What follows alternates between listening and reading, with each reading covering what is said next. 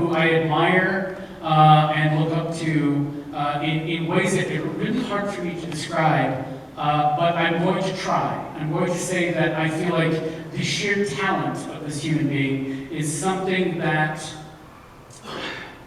I wish I had his swagger.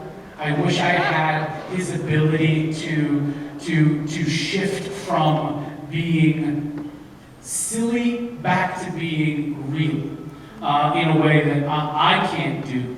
I love him, and I've loved him ever since I met him in Minneapolis, and I'm so glad that he's here tonight. Please put your hands together for my friend, and hopefully yours soon, Wonder Dave.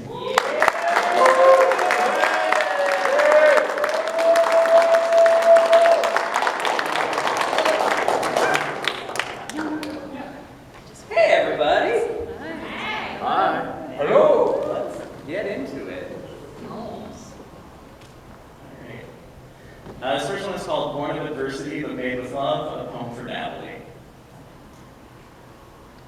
In 1985, one of my friends had been assigned the cool moniker The Toilet by her elementary school classmates. That year for Halloween, she aided by her father, fashioned her a toilet costume. The lid of the toilet lifted so candy could be stored in the bowl. She says her costume was born of adversity but made with love. Calls winning the costume contest a loaded memory. Even in adulthood, she does not pretend at a false, casual nature. This is my favorite thing about that friend. She does not pretend to have no fucks to give. The lesson here, I think, is that were humans birds, we would not always be the eagle with its graceful soaring. Sometimes we would be chickens fluttering just far enough away from a fox's jaw, or lean, gawky flamingos embarrassing in all our fuchsia hues. Beauty, without the pretense of grace. That is a good thing. Maybe the best thing. My friend, she cares with her whole heart and does brave things anyway.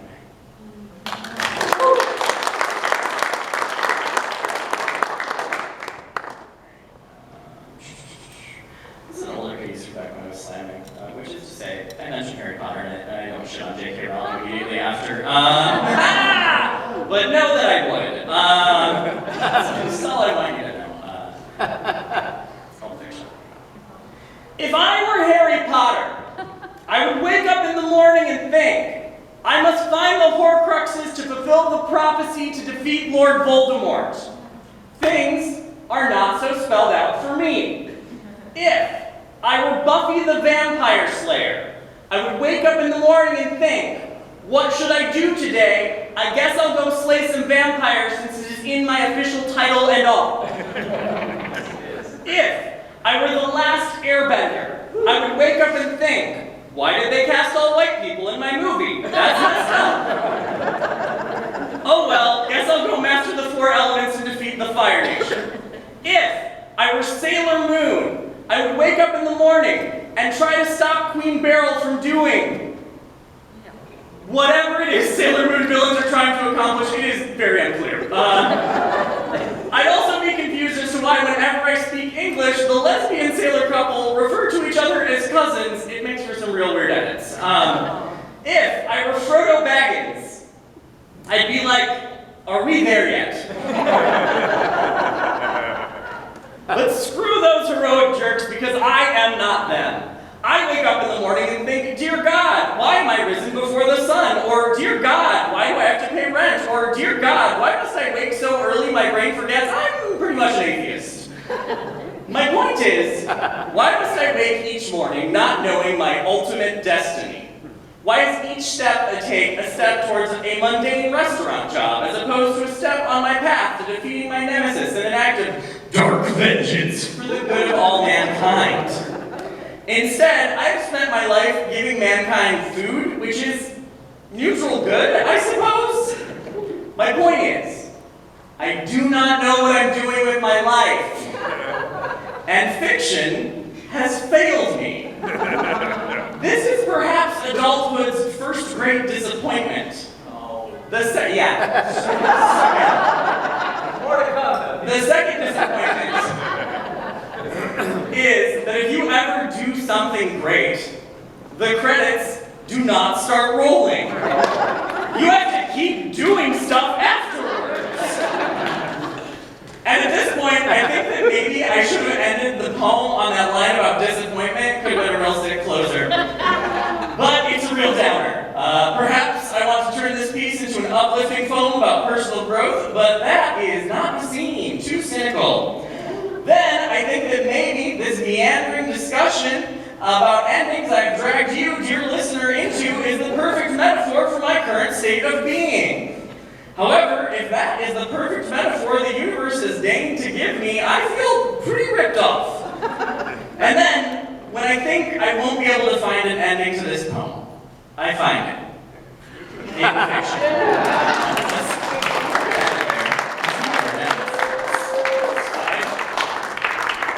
It's okay, guys. We're doing great. Do you want to get a quote at the end of the poem? You do. Alright, here it is. I remember the immortal words of Stephanie Brown. She was the fourth Robin and the third Batgirl, in case my previous references had been far too accessible. In the final issue of her canceled comic book series, she says, "It's only over if you want it to be." Here we go.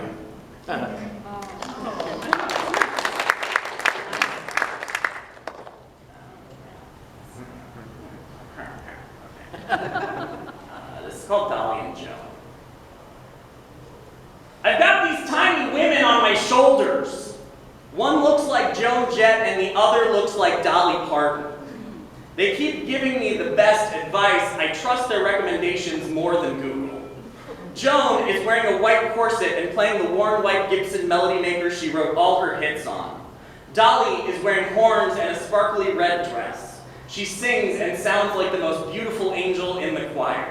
And these halos and horns got me spinning like a 45. The Mississippi River starts in Itasca, Minnesota. You can put on your wading boots and walk across in 4 steps. Your pants will still be dry. When I was a kid, my grandma played me my first Dolly Parton song. My grandparents eloped in a turquoise and white 55 Chevy. My grandma's father called the police, but my grandpa's Chevy beat the police across the state line. My grandma took me to acting classes and made me a dragon costume. My grandpa paid for the acting classes, came to all my plays, still has the Chevy, still has a foul mouth, laughs loud and can't walk much anymore. He's everything I think a capital N man should be. I am a willow tree gentleman, all lower just in cases. I want to be. Tail fins and titty bars, factory floors and nerve damage. My grandfather tells his friends about how I travel across the country doing shows. He is so proud of me. He says it's amazing how Dolly has that squeaky little voice, but sings like an angel. My grandpa has a crush on Vanna White, and my grandmother is sweet on Alex Trebek. I want to be a game show host. Dolly glitters on my left shoulder. Reminds me that I don't live in the Midwest anymore. My grandparents were in Florida before they died, and I was in California. My shoulder friends tell me that if I walk into the ocean with my wading boots on, the rubber will turn into a tail, my teeth will become baleen, and a hole will grow in the back of my neck, and there is enough krill to get me to Japan, where they are currently growing square watermelons and genetically engineering glow-in-the-dark kittens. You can see them on YouTube, it's real. The universe gives you all sorts of permission if you don't ask for it. If you give consent, it will hold your fin through the jet stream. Joan has a halo made of broken guitar strings. She plucks one and tells me it belonged to Chuck Berry. When Joan talks, it sounds like my mother. When my mother and I speak at the same time, it sounds like one voice in stereo. When I was 17, before the last time I ran away from home, my mother gave me a tank top she wore when I was a kid. It was covered in skeletons in different sexual positions. And at the top of it read, "Let's bone." My mom is a capital N woman. She owns a fishing and hunting business. My mom tells me things like, in the city, guns are a good way to mug someone, but in the country, they are a good way to feed your family. Joan Jett tells me that I am a superhero and my best power is the ability to be awkward in front of large groups of people. Joan is wearing a white corset and playing the worn white Gibson melody maker she wrote all her hits on. Dolly is wearing horns and a sparkly dress. She sings and sounds like the most beautiful angel in the choir, they tell me. You are the 3 seconds before a sucker punch hits the sweet spot. The most perfect turquoise against red tail lights. You speak with capital letters. The ground is just dust that helps things sprout into the sky. You are the devil you know, and an angel with 1 foot already flying. Nice. Woo! And that is the first time I read that poem since my grandparents passed away. So yeah, I know, what a bummer. It's nice to be here in this Unitarian church. Are there any Unitarians in the crowd tonight? Yes? No? Maybe? Yeah, me also. You're like, were you raised Unitarian? And you're like, that sort of makes me Unitarian. Because you go, never mind, I'm not going to explain it. That's fine, you guys. Oh yeah, that's actually, okay. So here's the deal. This is my fun Unitarian story. So I recently got booked to perform in a prison. Ooh, fun. And I was booked by the prison's religious services department. That's who's bringing stand-up comedians into prison, if you're wondering. And I got there early to meet with the religious services department people, and there was this really cool guy. His name was José. He had lost a leg in a gang-related accident, and then he turned his life around in jail. He was an ex-con, and he turned his life around in part with the help of Jesus Christ, which honestly, great for him. Happy that happened. Way better than losing another leg, I assume. And so at some point in the conversation, though, we're talking. He's like, "Oh, do you also love Jesus a lot?" And I was like, "Oh man, now I've got to explain to this ex-con what being a Unitarian Universalist is." And this is how it went. I was like, "We're like a multi-faith congregation." No, that's not exactly right. We are technically descended from the Judeo-Christian tradition. Okay, we don't have a book, but we have these covenant things that we. I'm a Jewish lesbian. That's like, I'm not, and it feels accurate. It's the best description I've ever come up with. The religion I actively participate in. So yeah, this next poem is called Barbara When the Zombies Attacked. At first you ran, stumbled, broke the heel of your shoe. The car wouldn't start. You were in distress, weren't you, damsel? Catatonic on the couch, haunted by your brother's graveyard eyes. When he broke through the barriers, how could you not reach back? You did everything a woman should. You let yourself be devoured.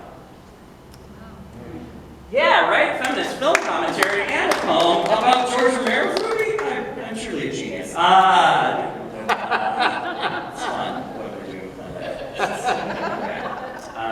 This is called Inventing a Lover. It is styled after a poem by Megan O'Rourke called Inventing a Horse. Please remember that. It is a delightful poem and you should go read it. Here it goes. Inventing a lover is not easy. One must not only think of the person, one must think of interactions, dinner, movies, conversation. One must include a bed suitable for lovers to sleep in, or sleep in with a human like you. You must imagine his body heat next to yours. Smell breakfast cooking when the bread is half empty. Accustom yourself to the confines of a duet. Holding in mind, even when you are tired, promises, reactions, vows, and consequences. One must imagine the grief from him being absent. One must build someone not frightened by your flaws or the cracking of your toes each morning. Who understands the times you are being timid versus the times your patience has grown thin with silence.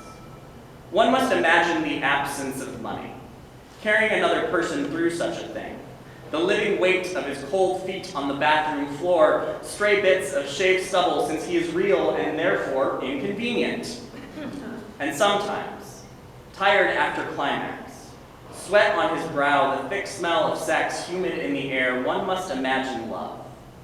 In a mind that does not know love.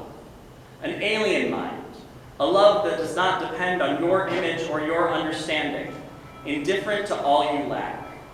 Build a home, complete with a fogged-up bathroom mirror, scents you have yet to let soak into your skin, and a pile of crumpled sheets on the bed. Thank you.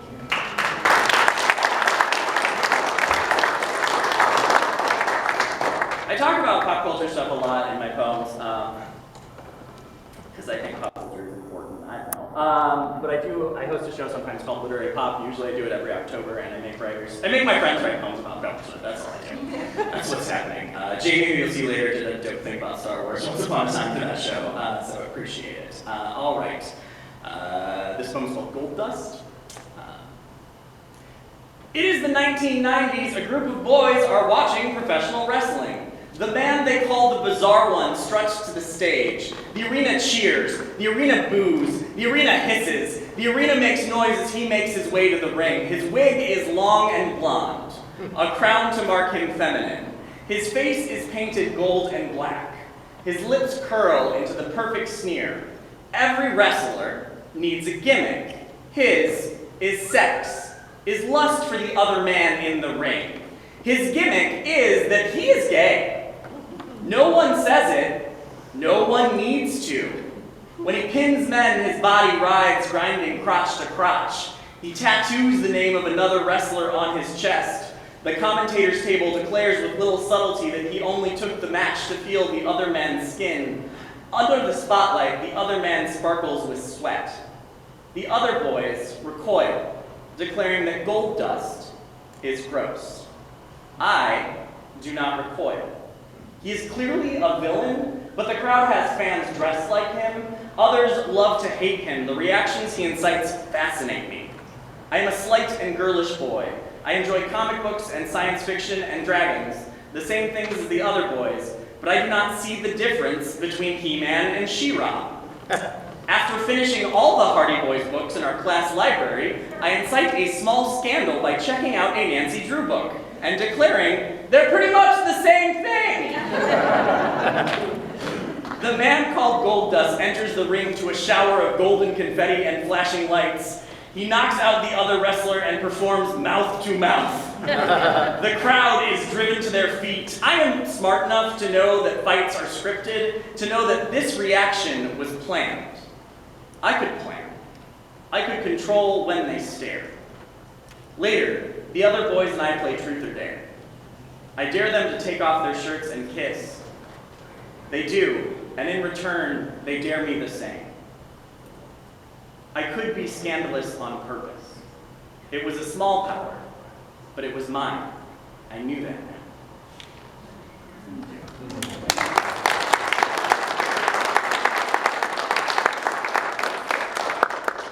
These poems are like the gay rage section of my set today. This is called advice for when you open your queer boy mouth.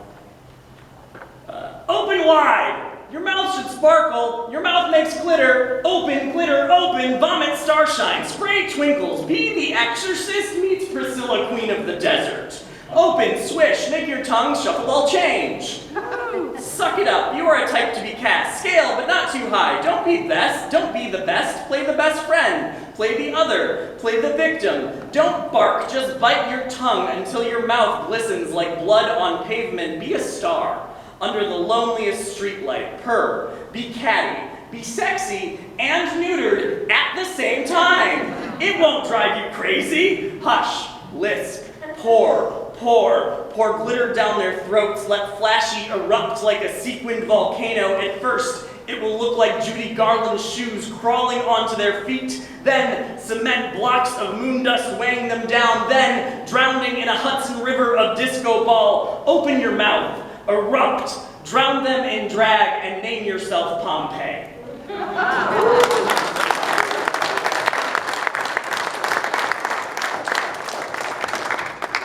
Alright, I do have one I want to read off my phone.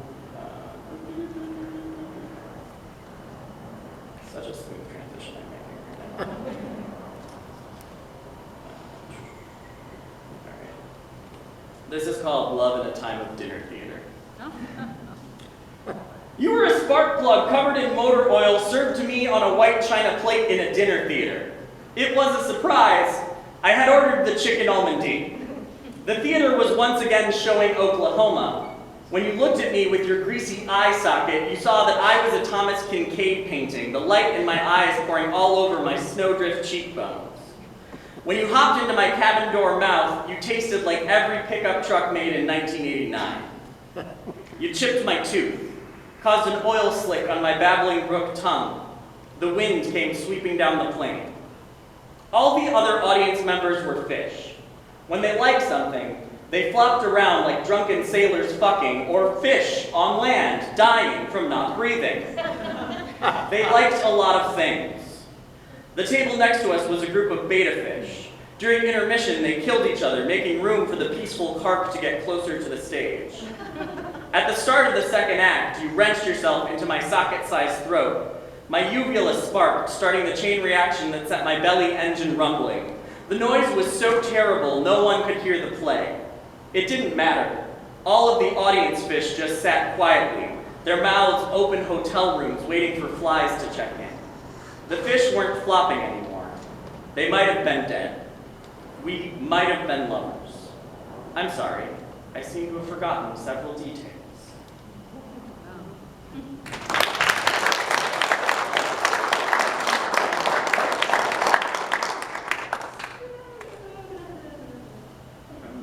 All right. Yeah, I'll close out with these two.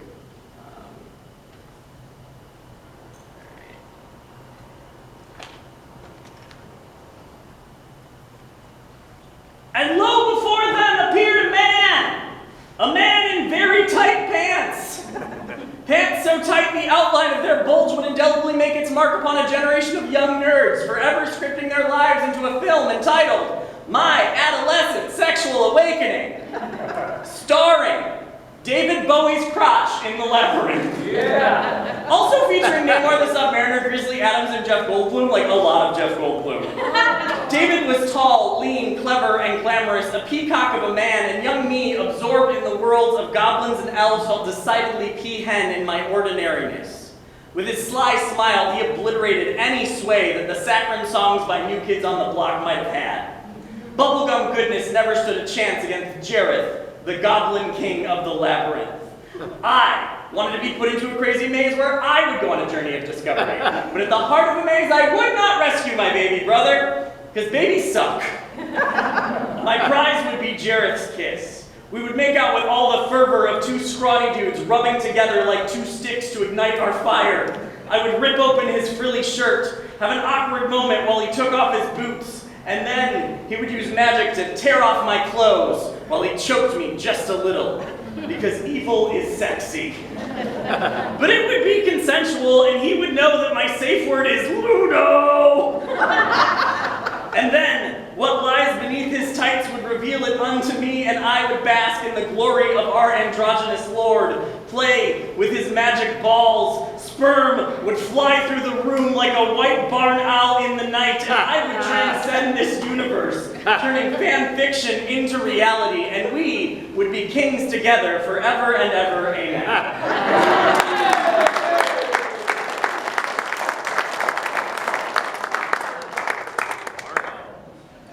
I think I wrote that after my third female friend told me she'd have the same experience, and I was like, okay, this is relatable, I guess. I thought I was just weird. It's fun. I mean, it's like, yeah, love to see it. Yeah, I think I can do a short one here. Let's